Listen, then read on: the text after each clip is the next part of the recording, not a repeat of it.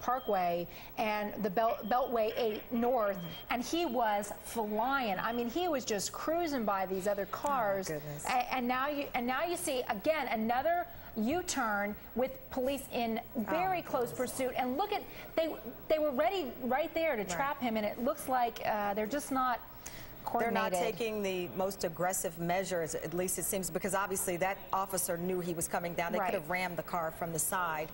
Now you've got, are those regular citizens coming out on the side there? Yeah, look, there's still traffic. Like, why they don't have this blocked off? David, because it's just going around and around. If this could not be dangerous, this is like Keystone Cops if it weren't something that could turn deadly. You know, this is... Yeah, and I mean, it's not, look, I guess I'm still a little confused as to why. I mean, the police do seem to have him pinned every now and then they sort of let him by. And Will, I wonder if there's been anybody who's spotted him with a gun, or any reason why police seem to sort of hold back a little bit at certain instances. Well, these sorts of things are relatively routine when it comes to Houston police chase. Over the years, there's been a lot of criticism of the chase policy for not being more aggressive when it comes to trying to get these things stopped. And so in a lot of cases, officers do tend to pull back from these things because they don't have clearance from the folks, you know, up the chain to take more drastic measures. He's now in a parking garage. Okay, if he's in this garage, usually there's one way in, one way out kind of thing. I don't know. Do you know what building this is near, Will? Yeah, I do not. I'm not familiar with that. You know, it's interesting because the other part that we often see in these chases is that people give up their vehicles and they run on foot. When there's choppers overhead, you can see where they're running. If they run into a backyard, they run into somebody's house, you can see them. In this case, not only can we not see what's happening, but the police chopper can't see it either. Which makes this a very intimidating situation for those officers who are following this driver. We don't know if the driver has a gun, and now they are in a building where the eye of the helicopter, as you mentioned, you can't see them, and this can be very scary, particularly if this guy tries to get out, if he or she is armed, and then tries to go out in some kind of blaze of glory in this parking garage. This is a very scary situation. And if that's a hotel or if that is an office building, you have a potential situation where someone who is desperate and behaving crazy runs in, and who knows what happens at that point. And you can ditch that vehicle in there and also hide. I mean, this is like something out of a bad movie in a situation where we see this building, but none of us can tell the audience what's happening in there, and you hope that it is certainly not something that will cost any of those officers out there their lives. So now they're in this parking garage. Will, if you can help us when you get an opportunity, if you find out where this location is, to give us a better picture. Across the street, David and Contessa, there's some apartment complex, and those are the people I think we saw. They're probably watching this on the news and ran out and looking at this guy, a woman, try to run away from the authorities. KPRC's on the scene right now. They've got their chopper in the air. They've been following this situation. You can see that there are a slew of police squad cars outside now this parking garage. However, the chase, it would appear, has either continued inside the parking garage with as many loop-de-loops as we've seen. It's entirely possible, or it's entirely possible the driver has ditched the vehicle and police are going to have to pursue on foot. Well, we're being told by our producer this may be a part of the Wyndham Hotel, Greens Point, some kind of club, a private athletic club next to the hotel itself.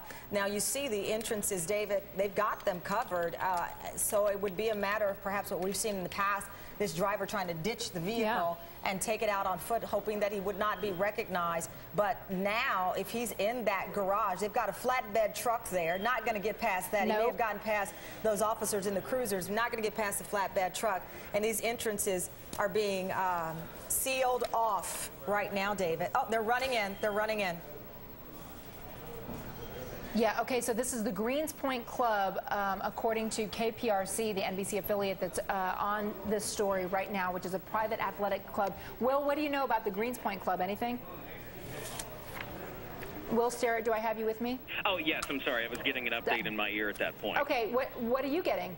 What I've gotten is at this point it is right. It is next to the Greens Point Mall, which is a rather from the name, it's a shopping destination there on the north side, one that's frequently frequently very busy, especially at this time of day. And you're also very close to the freeway. Obviously, when you're in the parking garage, it's not something where you have the concerns of somebody doing something on the freeway. But like you've mentioned over the past several minutes, a parking garage poses its own completely different set of circumstances and dangers. Right. And that is the I don't like using the word scary, because these officers are trained to handle things that we see as scary, but they are trained to face them without fear. But this is intimidating, certainly, to go in this garage. It's a multi-level garage with an individual that you don't know is armed or not, or what. Now they're on the roof. We see this has got to be the guy. No one else is running, looking back on top of a roof deck, and now he's not. No. Does he? No, okay. no. We have this on a delay, so we're going to... Yeah, this is on a delay. He's looking out. He's trying to scope out what, if any, escape routes. He's obviously, if this is the gentleman in question that is running from the, I should say the suspect, not the gentleman, the suspect, he's trying to scale over the side. There's an officer pursuing him. He's got a backpack. We don't know what's in that backpack. You saw that strapped bag across his body. Even when he ditched his vehicle, he obviously thought enough to take that with him. All right, and we know now that he's on the ground. He's on. All right. He's on the ground. Yes. He's on the ground. We do know it's okay to show it. He's on the ground. You got him. They've got their guy here. There goes the handcuffs. So he did what we suspected, ditched that vehicle inside the parking garage. They've been able to take that bag, that satchel, David, that he had hanging across his body. They've been able to get that from him. He's on his face down, and we'll learn more details. I just wonder if he hurt himself too, if he must have broken his leg or anything. That's a pretty steep distance from that to jump down there. So I sort of wonder. If he hurt himself, he's lucky. That's the least of what happened to him. He could have ended up in a deadly accident and killed people while trying to run for over an hour from authorities. But it is and they've got the dogs on him as well in there. Oh, and that dog is going crazy too. Again, this was a man that police had been reportedly trying to pull over because he was suspected in a vehicle burglary. They said they were trying to stop him. He never stopped. So the chase began. It took them some 30 miles away or so to Sugarland, Texas. Sugarland. Yeah. Up to now this area of Greens Point, a private club around the mall, up on top, parking structure. There it goes. Well, there you have it.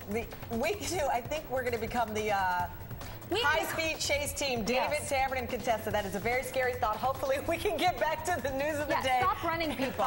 Don't run. You won't get away. Okay, David, we're going to go to a quick break. We'll be right back with more news, including Governor Sarah Palin and the latest happening out of Los Angeles. David Schuster, myself, up next.